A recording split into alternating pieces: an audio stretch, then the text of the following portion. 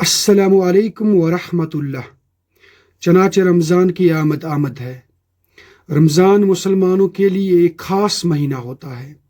ये एक training course होता है जिस दौरान एक मुसलमान अपने आप को रमज़ान की इस भट्ठी में तपाकर अपने आप को मजबूत करता है, उन तमाम शरूर से लड़ने के लिए जो उसके आसपास वक्तन फवक्तन मौजूद होते हैं या जिनसे उससे शिकार होना पड़ता है। इस सिलसिले में बहुत सारी तैयारियां की जा रही हैं।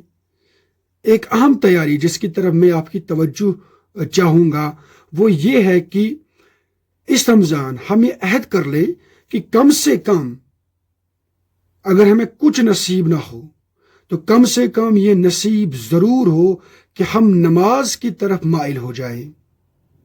नमाज हमें इत्मीनान क़ल्ब, खुजू और खुशू का बाइस बने। इस सिलसिले में चंद गुजारिशात हैं और ये गुजारिशात उन गलतियों की तरफ इशारा करने के लिए हैं जो हम बाकी अय्याम में, बाकी महीनों में नमाज के दौरान जिनके हम मुर्तकिब होते हैं। ये गुजारिशात इस हवाले से भी अहम हैं कि इनका एहतिमाम करने के बाद हम अपनी नमाज को यह कह सकते हैं कि हमने अपनी नमाज को कलरफुल बनाया, हमने इसको रंगीन बनाया। तो जब कोई चीज़ रंगीन होती है उसी के अंदर आपको मज़ा आता है, उसी को इख्तियार करने में आपके दिल को इत्मीनान हासिल होता है। चनाचे आप देख रहे हैं एक ज़माना था जब हमारे सामने वीडियोस ब्लैक एंड वाइट की सूरत में आती थी, उसके बाद कलर टीवी का ज़माना आया, उसके बाद HD का ज़माना आ गया। अब आगे भी इस हवाले से मज़ीद नई नई चीज़ें मुतारिफ हो रही हैं।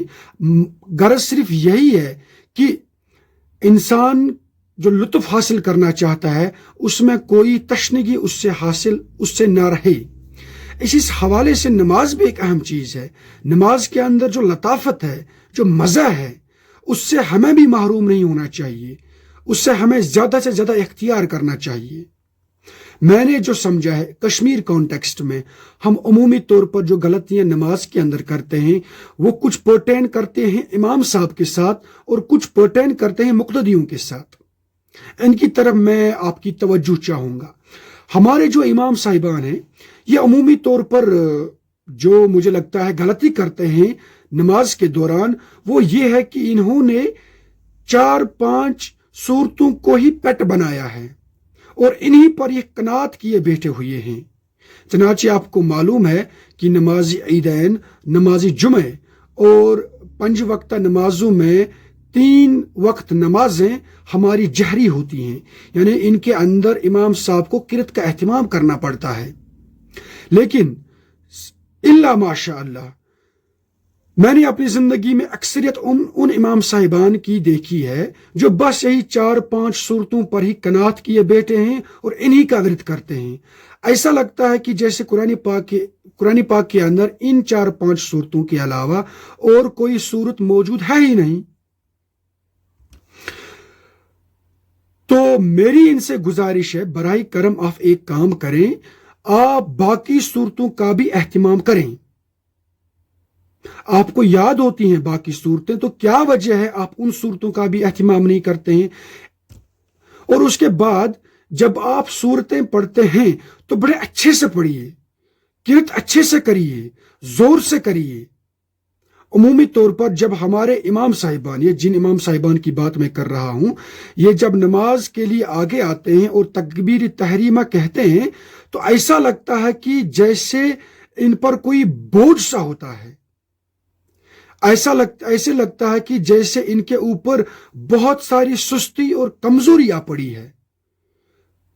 जब हम तकबीर तहरीमा कहते हैं तो इमाम साहब को चाहिए कि बड़े जोरदार अंदाज में इससे कहिए, जो मुक्तदी हजरात होते हैं उनके कान खड़े हो जाए और इन्हें वाकईतन ये महसूस हो कि वो नमाज के अंदर दाखिल हो चुके हैं और कि उसके बाद तकबीर तहरीमा के अंदर जो कलिमात हैं अल्लाह अकबर, ये अल्लाह अकबर का कलिमा बजाती खुद इतना मानिया खेज है کہ اس سے اگر صحیح ڈنگ سے جوش اور جذبے کے ساتھ کہا جائے تو مجھے نہیں لگتا ہے کسی مقتدی کے ہوش نماز کے اندر نہ رہیں۔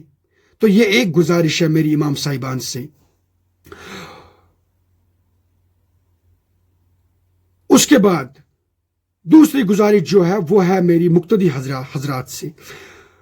معاملہ کچھ اس طریقے سے ہے، ہم نماز کے لیے ایکسائٹڈ نہیں ہوتے ہیں، ہم نماز کے لیے تیار نہیں ہوتے ہیں، تو یہی وجہ ہوتی ہے کہ ہمیں پھر نماز کے اندر وہ مزہ نصیب نہیں ہوتا ہے۔ تو بہتر ہے اس چیز کو احسن بھی قرار دیا گیا ہے، بلکہ بہت بڑی نیکی کا یہ باعث ہے کہ ایک نماز کے بعد اگر آپ دوسری نماز کا ایکسائٹڈلی انتظار کرتے ہیں تو ہمیں بھی چاہیے کہ ہم نمازوں کا ایکسائٹڈ انداز میں انتظار کریں، اور انتظار ہی نہ کریں بلکہ اس کے بعد جب نماز کو جائیں تو اچھے کپڑے پہن کر جائیں، عطر لگا کے جائیں، اور اس کے بعد جب ہم نماز کے اندر بیٹھیں گے تو ایسا لگنا چاہیے کہ ہم اپنے کسی خاص میزبان سے ملاقات کرنے آئے۔ تو نماز کے لیے ہم جائیں تو نئے کپڑے پہن کر جائیں، عطر لگا کے جائیں، اور محض اسی غرض کے لیے مسجد کی اور چل پڑیں کہ ہمیں نماز پڑھنی ہے اور ہمیں اپنے رب کے ساتھ ملاقات کرنی ہے، یعنی کہ آپ نے اپنے آپ کو مہمان بنا کر جانا ہے۔ تو ہم جس طرح باقی جگہوں پر بطور مہمان جاتے ہیں تو اس وقت ہم کتنا اہتمام کرتے ہیں سوٹ بوٹ کے حوالے سے، تو اسی انداز میں جب ہم سوٹ بوٹ کا اہتمام کریں گے اپنے رب سے ملاقات ہونے کے لیے، تو اس کے بعد دیکھیے گا آپ کے دل کو کتنا سکون اور کتنی طمانینت نصیب ہو جائے گی۔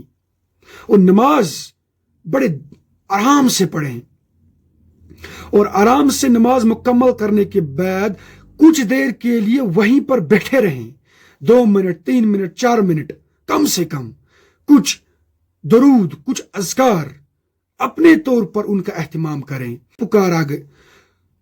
تو اس طریقے سے جب ہم نماز پڑھیں گے تو مجھے امید ہے کہ ہمارے دل کو وہ اطمینان اور ہمارے قلب کو وہ سکون فراہم ہوگا جس سے قرآن پاک نے کہا ہے کہ یہی خضوع ہے اور یہی خشوع ہے۔